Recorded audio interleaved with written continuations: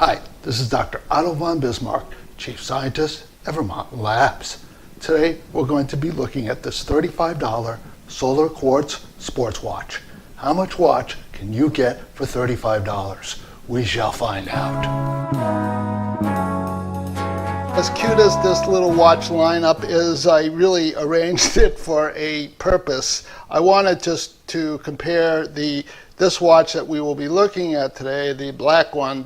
This is the Q&Q SmileSolar 20 bar series, and I wanted to just compare it to watches, to other sized watches. And this is the Vostok Amphibian 40 millimeter, and I'll just set it down there. This is a 44 millimeter ProMaster, and this is diameter.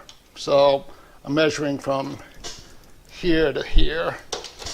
And this watch is also 44 millimeter, like the ProMaster. However, unlike the ProMaster, which is, I don't know, roughly 12 millimeters thick, this is 15, so it's pretty thick.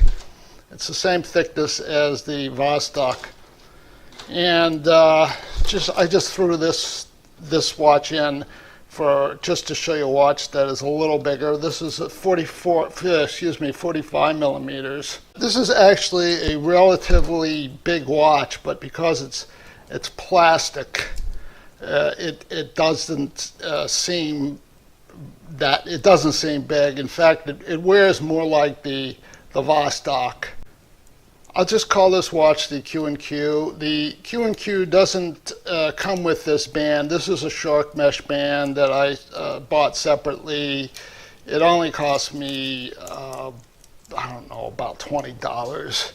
And the band that this watch, that the Q&Q comes with, is this rubber band, and it's not rubber. It's like plastic. And this is the cheapest, most awful band that I've ever encountered. I mean, it's nightmarish.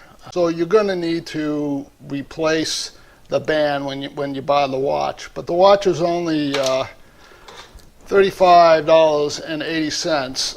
Let me move most of this stuff out of the way. And that's when you buy the watch on Amazon. You could actually buy it on eBay. I bought it on eBay, and you could get it from a Japanese dealer cheaper.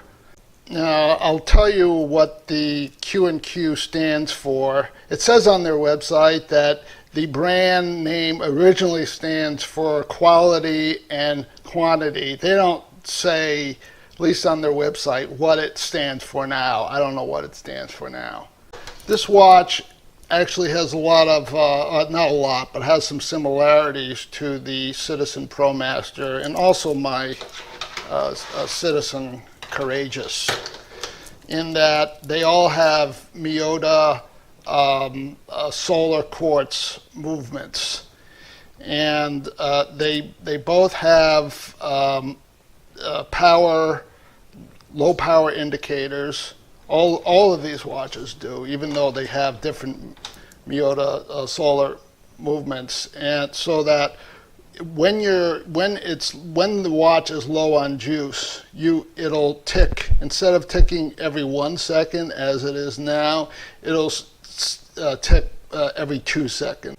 Another thing that this watch has in common with the other, with my Citizens, is that you'll see that it's easier to actually see it with my Courageous, but you'll see that if you watch the second hand, you'll see that it's hitting the mark exactly. And this is doing the same thing. The power reserve for this movement is 3.5 months. I'm not sure how much charging it needs in the sun. You don't have to charge it in the sun. You don't have to go outside. You could just put it near a windowsill. But I'm not sure how much it needs, but it really doesn't need very much to get it going. This is an all plastic watch, including the crystal. The nice thing about a plastic crystal is that it's very easy to remove scratches, and I found this because it's flat. I found it to be especially easy to remove scratches. I just use some toothpaste and rub it in, for about a minute or so, and then just rinse it off, and it gets all the scratches out. This watch comes in a myriad of other styles. Most of them are garish and hideous. Also, I wanted to show you another nice feature that this watch has, which is drilled lug holes. Now, replacing the bracelet, because it's plastic, it's not, removing the lugs, even with the drilled lug holes. It's a little more challenging than metal, but it's fine. Another great feature that this watch has is a unidirectional 60-click bezel. And there's just a slight amount of back play. It's not too hard to turn, it's not too easy, and you could get a very nice grip on this bezel. I think that you're going to be pretty hard pressed to find a watch with a unidirectional 60-click bezel, or even a bezel that actually clicks at this price point. The watch is advertised as being 20 bar.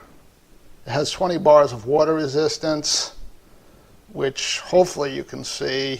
It's engraved on the back. So that's 200 meters, and that puts this watch in dive watch territory. Despite the fact that this watch has a two-piece case design, as you can see, there's no way to remove the case back.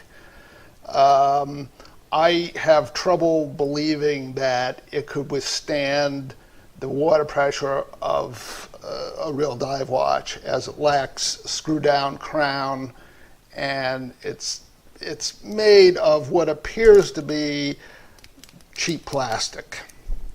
I've taken this watch swimming and I've showered with it many times, and I haven't had any problems. The lume on this watch sucks. It's only good for about 5 to 10 minutes. This watch is not going to win any attractiveness awards. However, it does have a clear and basic, easy to read dial. I think that the logo here that is painted on the dial is too big. It's a little obnoxious, I think.